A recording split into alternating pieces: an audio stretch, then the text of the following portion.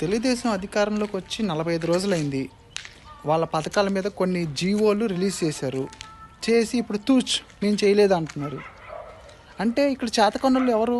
సీఎంగా చంద్రబాబు నాయుడేగా, అంటే ఆ శాఖకు సంబంధించిన మినిస్టర్లేగా. తల్లికి వందనం అని చెప్పి ఒక జీవో రిలీజ్ చేశారు. అది బాగా ప్రజల్లో వ్యతిరేకత రావడంతో అన్నారు. మళ్ళీ జీపీఎస్ అని చెప్పి ఒకటి రిలీజ్ చేశారు, గెజిటెడ్ చేసి రిలీజ్ చేశారు.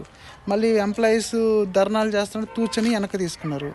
మళ్ళీ ఏమంటారు, మాకు తెలియకుండా రిలీజ్ చేస్తారు. ఇంత చేతకాని యాదవులు ఎక్కడైనా ఉంటారా? ఇంత చేతకాని సీఎం, ఇంత చేతకాని మినిస్టర్లు ఎక్కడైనా ఉంటారా? వీళ్ళకి తెలియకుండా గవర్నమెంట్ ఆ శాఖకు సంబంధించిన ఆఫీసర్లు రిలీజ్ చేసేసారా జీవోలు?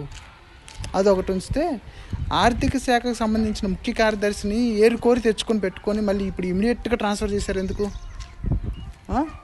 ఎందుకు చేశారు? వీళ్ళు ఈ పథకాలు